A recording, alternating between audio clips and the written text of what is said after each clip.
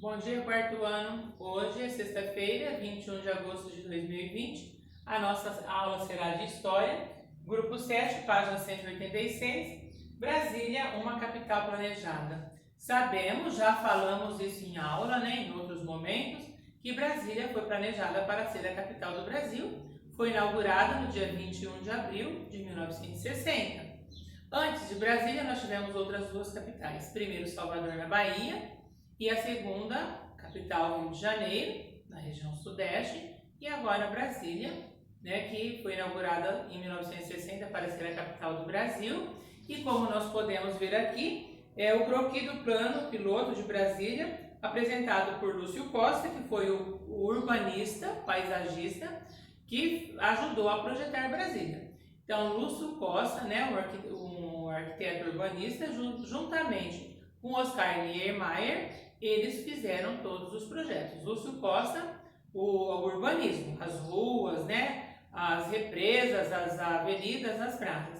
E Niemeyer, uma boa construção, principalmente ali da parte do palácio, do governo e assim por diante. Em 1960, o Rio de Janeiro, que era a capital do Brasil, deixa de ser a capital.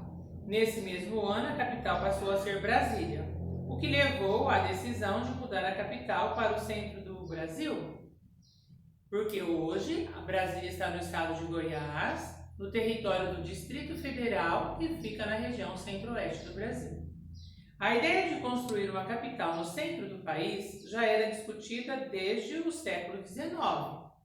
Foi somente durante o governo do presidente Juscelino Kubitschek que ela passou a ser implementada, quer dizer, ela passou a ser realmente pensada. O governo apresentou um plano de modernização do país, determinando, e determinava nesse plano de governo algumas metas. E Brasília fazia parte desse plano de governo. Então, a construção de Brasília já era programada no plano de metas de Juscelino Kubitschek. O projeto da cidade ficou por conta do arquiteto e urbanista Lúcio Costa, que venceu o concurso nacional do plano piloto da nova capital do Brasil, que idealizou a cidade na forma de um avião, como ela está aqui, dá a impressão que é um avião, E em volta de Brasília nós temos as cidades satélites. Virando a página 187. Para a construção dos monumentos e edifícios de Brasília, o arquiteto Oscar Niemeyer, como a tia já falou para vocês, foi também contratado. Entre as suas obras estão o Congresso Nacional, o Palácio da Alvorada, o Palácio do Planalto, a Catedral de Brasília e o prédio que abriga o Supremo Tribunal Federal, hoje em Brasília. Nós estamos vendo aí duas figuras na página 187, as construções de Oscar Niemeyer, e aqui nós estamos vendo uma figura do arquiteto, representando ele com os seus trabalhos. A figura A, construção de Brasília em fotografia, tirada no final da década de 1950, e a figura B, ginastas fazem performance à frente do Congresso Nacional durante os festejos de inauguração da capital federal no dia 21 de abril de 1960. Agora aí tem um pouquinho sobre a vida de Oscar Niemeyer. O arquiteto nasceu em 1907, no Rio de Janeiro. Trabalhou com o arquiteto e paisagista, o urbanista Lúcio Costa, já em 1935, tendo ainda sido considerado pelo presidente Juscelino Kubitschek, contratado pelo presidente Juscelino Kubitschek, para projetar o conjunto da Pampulha, em Belo Horizonte. Durante sua vida, além de Brasília, Niemeyer atuou também em diversos países como França e Itália. Entre suas principais obras estão Passarela do Samba, no Rio de Janeiro, Memorial da América Latina em São Paulo, Museu de Arte Contemporânea em Niterói, além das obras arquitetônicas que Niemeyer também destacou pelos desenhos de suas gravuras e esculturas que ele criou. Então aqui nós temos a representação do arquiteto e a representação também de uma de suas obras, que é a Catedral de Brasília. Virando a página 188, nós temos aí o comércio nos arredores de Brasília em 1958, durante a sua construção. E embaixo, mais uma representação, mais uma foto, presidente Juscelino Kubitschek com o prédio do Senado sendo construído ao fundo, em junho de 1959, então um pouco antes da inauguração da capital. Acompanhe a leitura na página 188. Durante sua construção, foram para a cidade vários trabalhadores, especialmente vindos da região nordeste de Goiás e do norte de Minas Gerais. Eles ficaram conhecidos como candangos. Finalizada a construção, sem ter como sobreviver, alguns retornaram às suas terras natais ou instalaram-se na periferia da cidade, onde havia acampamentos que já os abrigavam, originando-se as atuais cidades satélites. Como eu disse para vocês, em volta de Brasília, temos outras cidades que são chamadas cidades satélites. Anos mais tarde, em 1987, a cidade foi declarada Patrimônio Cultural da Humanidade pela Organização das Nações Unidas para a Educação, Ciência e Cultura, representada pela Unesco. Então, quer dizer que Brasília hoje não pode ser mais destruída. Todos os prédios, as ruas, as avenidas, as praças, elas podem ser restauradas, elas podem ser reformadas, mas sempre mantendo as características originais. Vocês devem fazer as atividades da página 189, só 189, e nós vamos continuar a teoria na página 190. Porque só até aqui a aula ficaria muito curta. Então, a tia Rosa vai continuar um pouco mais estendendo a aula. As cidades brasileiras atualmente. Você vive em uma cidade como ela é? Sim, nós vivemos em uma cidade, nós vivemos na cidade de José Bonifácio. A Ana Clara vive em Nepuã, que é uma cidade aqui vizinha da nossa, né? Mas nós vivemos em uma cidade. Atualmente, a maior parte da população brasileira vive em cidades. Antigamente, a população brasileira era predominantemente rural, quer dizer, vivia na área rural. Porém, a partir da década de 1960, a população das cidades tornou-se maior do que a população que vive no campo. Por quê? Porque ocorreu o êxodo rural. Houve a mecanização da agricultura, né? Houve a ampliação das indústrias e a população da zona rural migrou para a zona urbana, fazendo assim o processo de urbanização.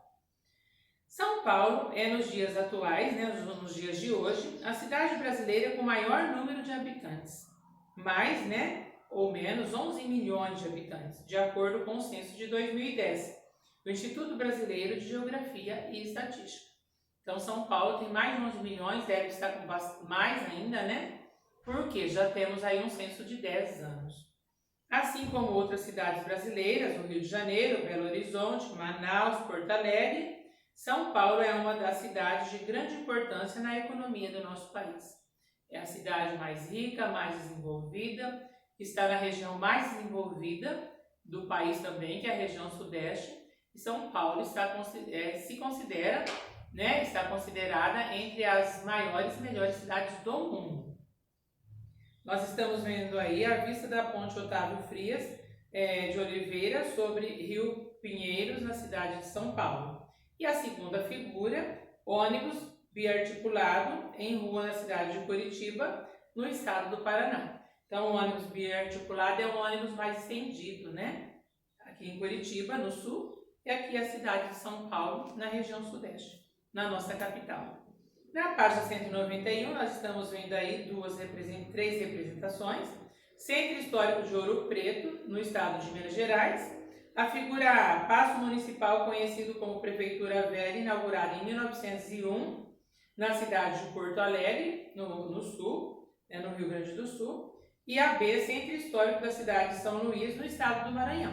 Então, nós estamos vendo aqui uma representação em Minas Gerais, na região sudeste, uma representação na região sul do país e uma representação na região nordeste do país. Então, aqui, né, representação sul, sudeste e nordeste do país. Além da importância econômica, muitas cidades brasileiras têm grande importância cultural e histórica. Ouro Preto, no estado de Minas Gerais, é um exemplo disso. Após a descoberta de ouro na região, ela foi palco da vida e da sociedade mineradora. Na época chamava-se Vila Rica. A cidade chegou a ter uma população de 80 mil pessoas no século XVIII, um número considerável para a época. Parte dessa história pode ser vista atualmente por meio de construções e monumentos, como igrejas que ainda são preservadas no centro histórico da cidade, que guardam elementos da vida, da cultura, da arte desse período, né, onde Minas Gerais, além de ter muitas pessoas, tinha uma riqueza gigante, principalmente com a mineração do ouro. Virando a página, nós estamos vendo também uma outra representação. O descarte inadequado e a coleta de lixo irregular são alguns dos problemas que as cidades brasileiras apresentam e enfrentam, né? Na imagem, nós estamos vendo o bairro do município de Osasco, no estado de São Paulo. Então, nós estamos vendo aqui a cidade, as favelas e o descarte irregular do lixo, que vai poluir o ar, a terra e, se estiver próximo da água, os rios também. E a segunda figura, a maior parte do acervo do Museu Histórico Nacional perdeu-se no incêndio, né, que ocorreu no ano de 2018. A professora também vai ler a respeito para vocês. Apesar de sua importância, cidades brasileiras apresentam muitos problemas relacionados à urbanização. Questões relacionadas à falta de infraestrutura são exemplos disso. Qual é a falta? Do que, professora? A ausência de saneamento básico para toda a população, problemas relacionados à construção de moradias em áreas de riscos, como as favelas, as construções não planejadas, pavimentação de vias públicas precárias, quer dizer, ruas sem asfaltamento, ruas sem vias de sarjeta, esgoto a céu aberto, entre outros problemas. As cidades e a cultura. Já a Rose vai ler agora o Saiba Mais. Muitas cidades possuem centros históricos importantes, com construções, monumentos, museus e igrejas que contam a história do Brasil. Porém, nem sempre eles se encontram bem preservados, seja por poucos investimentos governamentais ou que recebem por falta de cuidados da visitação por parte da população que assim visita. O Brasil já teve problemas com alguns patrimônios culturais. Em 2018, por exemplo, o Museu Histórico Nacional foi tomado pelo fogo e perdeu a maior parte do seu acervo. Ele apresentava problemas relacionados à manutenção. Então, aqui está o museu em chamas, né? Uma boa parte do acervo, praticamente quase todo o acervo se perdeu com o incêndio e o prédio, agora nesse momento, está sendo restaurado. Na página 293, vocês devem fazer as questões 1, 2, 3 e 4 e assim nós terminamos as atividades e também terminamos o grupo de História. Beijos a todos e até já para a nossa aula online. Não se esqueçam que a professora hoje estendeu um pouquinho mais a aula, tá? Então tem um pouquinho de atividade lá na frente e essa página agora.